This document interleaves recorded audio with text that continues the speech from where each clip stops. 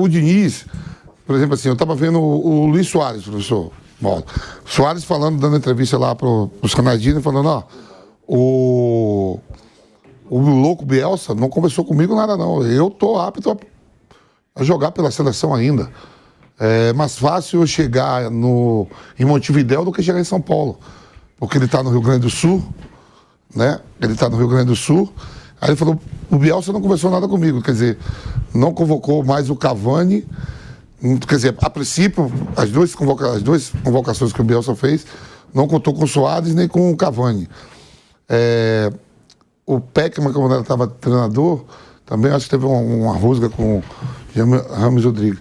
E o Diniz não, o Diniz preserva ali, está chegando, procurando sentar na cadeira, admirador mesmo do Neymar, né? O Neymar está aí quase 6 meses, né? Sim, 5 meses, né? Só fez um jogo. Já está um tempo parado. Vai contar com a estrela, não vai querer logo chegar e bater de frente. O último jogo oficial do Neymar, sem contar um amistoso que teve aí do Paris Saint-Germain. Lá no Campeonato Francês, né? Foi em abril. Ó, olha só. Faz muito tempo. Maio, junho, julho. Fevereiro. Fevereiro. 19 de fevereiro. Fevereiro, março, abril, maio, junho, julho, agosto. É quase uma lesão de cruzado. 8 meses. Então, quer dizer, vamos ver como o nosso menino vai se portar. Quanto a Bolívia também, né? Estamos de volta aqui na Rádio Jovem Pan, em todas as plataformas, falando do Neymar, e daqui a pouquinho o Vampeta até já deu uma adiantada no tema. O Neymar falou do Diniz, o Diniz falou do Neymar, os dois consideram entrevista coletiva ontem, né, na véspera desse jogo contra a Bolívia. Mas o Neymar, ele falou sobre a mudança, né? Ele saiu do futebol francês, do Paris Saint-Germain, agora no futebol saudita, e respondeu sobre o nível técnico das duas ligas. Vamos acompanhar o Neymar aqui no Bate Pronto. Cara, eu te garanto que o futebol é o mesmo. A bola é redonda, tem gol. E acho que pelos nomes que foram, né, para a Liga Saudita hoje, olha, não sei não se não é melhor que o Campeonato Francês, viu? Mas acho que a minha cabeça tem que estar boa, eu tenho que estar feliz, eu tenho que estar me sentindo bem. Eu sei me cuidar, eu sei o que é preciso fazer para um atleta estar em condições de jogo. Vivo isso há 15 anos.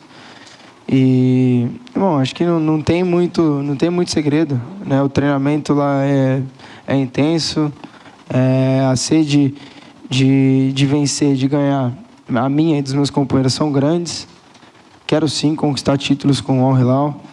E então acho que não muda muito a minha cabeça, né? Para muitos pensam que o campeonato é isso, não é conhecido, é fraco. Todo mundo falava isso quando eu fui para o campeonato francês. E foi o lugar que eu mais apanhei na minha vida.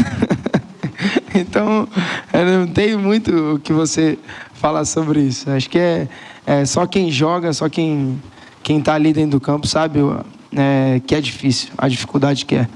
E eu tenho certeza que não vai ser fácil ganhar o campeonato saudita. Não vai, porque existem outras equipes também que se fortaleceram, tem jogadores renomeados, e tenho certeza que vai ser uma liga muito interessante, e eu tenho certeza que vocês vão assistir. Deu uma cutucada aí no campeonato francês o Neymar. Mauro César, muito boa tarde para você, falando desse jogo Brasil e Bolívia. O Neymar deve começar jogando e ele falou aí da diferença entre um campeonato e outro. O futebol é o mesmo, a bola é redonda, tem gol. O Neymar que fez essa mudança, até o momento dá o que falar, e não entra em campo numa partida oficial desde fevereiro. Mauro César, muito boa tarde. Boa tarde, Pedro. Eu acho que um dos efeitos, efeitos colaterais do Brasil ser comandado por um técnico interino é que é inimaginável um técnico na seleção brasileira, ainda mais interino. A priori, Fernando Diniz esquenta lugar para Carlo Ancelotti, né? Essa é a versão que corre, né? A gente pode achar que o italiano não vem, que o Diniz vai fazer sucesso e aí vão desistir do italiano. A gente pode achar o que a gente quiser, mas o fato é, o Carlo Ancelotti é o técnico que a CBF quer. E a CBF não diz isso abertamente porque não pode, por conta do contrato do italiano com o Real Madrid. Mas a CBF, em off, você conversa com as pessoas, o que eles dizem é o Carlo Ancelotti. O Diniz vai esquentar lugar. Então o cara é um interino. Ele vai bater de frente com o Neymar? Não vai bater de frente com o Neymar, né, gente? Só se ele fosse um completo maluco, né? E lógico que não. Então, primeira previdência é o quê? acaricia o Neymar. E o Neymar retribui. Até porque o Neymar, ele, em matéria de talento, não se discute, mas o Neymar é um jogador que nas últimas temporadas ele entrou num declínio. Ele não é um jogador que hoje apareça dos melhores do mundo. É uma realidade. O que eu sempre digo, é um tremendo desperdício pelo talento que esse rapaz tem. Eu acho que todas as declarações dele elogiando o Diniz, até uma delas até estranha, né? Dizendo que nunca viu coisa igual, com tantos técnicos. Daniel Alves também, a mesma coisa. Né? É muito curioso isso, uma coisa meio exagerada até. Será que todos os técnicos que o Neymar trabalhou, com os quais trabalhou na Europa, ele nunca viu nada? Então o Diniz é um revolucionário. Gente, o Diniz não é um revolucionário. O Diniz, eu acho que ele é fruto da mediocridade para baixo, que medíocre é médio, né? Então, mediocridade para baixo que imperou no futebol brasileiro no início desse século, até um dado momento, e ainda impera alguns momentos, que é o jogo de rejeição à bola, é o jogo não para você criar, e sim para aproveitar o erro do adversário, que é uma estratégia que é compatível com times tecnicamente inferiores, mas que aqui no Brasil passou a ser utilizada durante um bom tempo, com êxito, por times também qualificados tecnicamente. Ou seja, era mais conveniente, mais fácil e mais, digamos, um atalho trabalhar dessa maneira. E durante um bom tempo foi assim. E até hoje costuma ser em jogos, por exemplo, como o jogo horroroso de domingo passado, lá em Itaquera, na Neoquímica Arena, entre Corinthians e Palmeiras. Foi um jogo horroroso. Alguém quis jogar ali? Não quis. O negócio era jogar no erro do adversário. E no erro do adversário, os dois tiveram as duas chances claras de gol, né? Contra-ataque ali, com falhas que foram cometidas, que quase foram bem exploradas. Mas, enfim... Então, o Diniz, a diferença dele qual é? Ele é um técnico, ele não rejeita a bola, ele gosta do time dele jogando de forma organizada com a posse, construindo lá de trás, aí se marginaliza em alguns momentos o fato do time sair jogando, o que é uma coisa óbvia. Um time de futebol minimamente organizado, com recursos técnicos mínimos, ele vai sair jogando, ele não vai sair dando chutão. Né? As pessoas só prestam atenção quando perde a bola numa saída trabalhada e sai um gol, mas não se ligam que muitos gols acontecem por conta do chutão. Devolve a bola, uma hora o adversário recupera e faz o gol. Raramente as pessoas observam quando o chutão gera uma jogada de perigo e depois um gol. Então o Diniz não é um astronauta, um bicho que veio de outro planeta, não, ele é um técnico que tem uma característica que eu acho que deveria ser a característica próxima de vários técnicos no Brasil, mas não é. Não é. Não tem sido assim nos últimos muitos anos. E muitas vezes por culpa nossa, da imprensa, que muitas vezes elogiamos treinadores vencedores com uma forma de jogar medíocre. Tem vários por aí. Não vou citar nome, porque nem precisa. É só olhar o passado recente. Ou nem tão recente assim. Então, assim, ele chega na seleção, como diz meu amigo Lúcio de Castro, né? O cara não vai ser o sujeito que entra no salão atirando no xerife, né? O cara que faz isso é um cara muito abusado, né? Um cara muito ousado, né? Então o cara não vai chegar no salão atirando no xerife. Ele chega no salão, ele fala pro xerife, aí, beleza? Tamo junto, né? É nós. É isso que ele vai dizer. Então foi esse o sinal que um mandou pro outro. Porque se você analisar, o próprio Neymar na Copa do Mundo, ele teve uma Copa do Mundo muito abaixo do que se espera dele. Mesmo no jogo contra a Croácia, que ele fez um belo gol, quantas vezes ele tentou aquela jogada? Várias vezes tentou aquela jogada individual. Teve um lance no primeiro tempo ainda, em que o Vinícius Júnior estava solto para receber. Ele não deu a bola. Ele tentou a jogada individual. Ele podia ter passado a bola. E o Tite só tirava o Vinícius. E tirou. Quando o Brasil perde para a Croácia, o Vinícius já estava de banho tomado até aquela altura, porque ele era o melhor jogador do Brasil na Copa do Mundo. Pelo menos dos jogadores do meio para frente, era o Vinícius Júnior. Participando de gol, jogando bem, melhor jogador brasileiro na Europa na temporada passada. E o Tite tirava. Mas o Neymar é intocável. Então o Neymar sai da Copa do Mundo em baixa, mas o novo técnico não vai chegar e peitar o Neymar, gente, porque ele ainda é muito grande. O que o Neymar precisa é jogar bola, jogar bem na Arábia Saudita, na seleção brasileira, onde for, jogar bem e mostrar que ele ainda pode ser um cara que vá, digamos assim, brilhar intensamente, ganhar uma Copa do Mundo, porque ganhar um Campeonato Saudita não vai significar nada. O que ele fala do Campeonato Francês, que foi lá onde ele apanhou muito, se ele se surpreendeu, foi falta de informação. O Campeonato Francês, ele tem uma característica, eu pessoalmente, eu gosto, acho que tem muitos jogos africanos. Tem muito jogo bom no Campeonato Francês que a gente não acha que... Não, eu mesmo admito, eu tive um certo preconceito com o Campeonato Francês, por conta de alguns jogos ruins que vi. Aí agora, de duas, três temporadas para cá, numa delas até comentando alguns jogos do Campeonato Francês, eu dei a mão à palmatória e percebi como eu estava equivocado. Muito jogo bom. Times pequenos que são abusados, vão para cima, encaram os times grandes, tem goleada e tal, tem diferença técnica, e tem uma característica que, assim, em relação à central do apito, que se existisse, visto que o Campeonato Francês enlouquecer. Os juízes lá deixam o jogo correr e o couro rufa mesmo. Jogadores africanos... Exato, muito jogador africano físico, né? Os caras fortes, e mesmo os de outras origens. É um jogo muito, muito intenso, de muita força física. E o Neymar, acho que muitas vezes ele sofre muito, porque, aí já falei isso outras vezes, ele retém muito a bola em zonas do campo em que ele não oferece risco para o adversário. Ele pega a bola no meio do campo, domina, prende, aí, né? Escala pau. Vampeta foi um jogador profissional. Quanto custa várias cutucadas no tornozelo, né? Né? Toda hora, aquela beliscadinha no tornozelo. Tem uma hora que não dá, amigo. Tendão de Aquiles, essa região toda hora te beliscando ali. Nunca é uma falta muito dura. Não é aquela porrada que o juiz vai dar cartão, mas é aquela beliscada, uma faltinha. E ele fica, porque ele dá as costas, prende a bola e longe da área. Quando ele faz isso perto da área, uma falta perto da área, é o risco de gol. O cara vai ter medo de fazer um pênalti dentro da área. No meio campo ele faz, até hoje ele faz isso. Ele retém demais a bola. Eu acho isso um erro, mas enfim. Eu acho que estão juntando tudo, não estou botando a culpa na vítima não. Ele apanhava muito também porque ele não se prevenia. E porque o jogo lá é assim. Então é dominar, tocar rápido tudo, driblar na hora certa. Mas o jogo lá é assim. Agora, o Campeonato Saudita tem várias estrelas, mas tem vários jogadores sauditas. Pega lá a lista de jogadores do time do Neymar, você vai ter ali 7, 8 estrangeiros ali, alguns bons, outros muito bons, e vários jogadores sauditas. E entre os sauditas, certamente, jogadores de nível técnico bem abaixo. Porque se a Arábia Saudita fabricasse grandes jogadores, ela teria uma seleção forte que disputaria o título mundial. Não é o caso. Ela só é forte naquele pedaço dela, tanto que ela sempre se classifica. Então, o nível técnico do campeonato, evidentemente, vai ser de alguns jogadores brilhantes e outros jogadores meia boca, que nem o Messi nos Estados Unidos.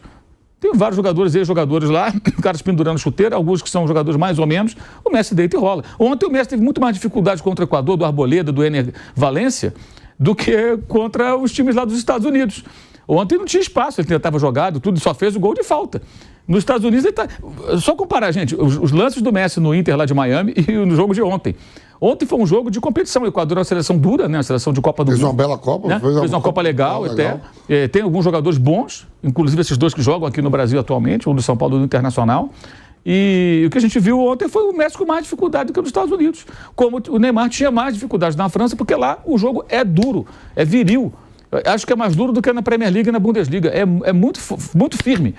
Agora, ele está agora desmerecendo o campeonato que ele participou, seria isso? E querendo, o Campeonato Saudita, gente, é uma bolha que vai durar um tempo. Ontem mesmo eu estava vendo lá os jornais ingleses, jornais sérios, o Guardian e o outro, acho que foi o Telegraph, publicando matéria sobre o receio dos ingleses que negociaram jogadores com o time saudita não receber.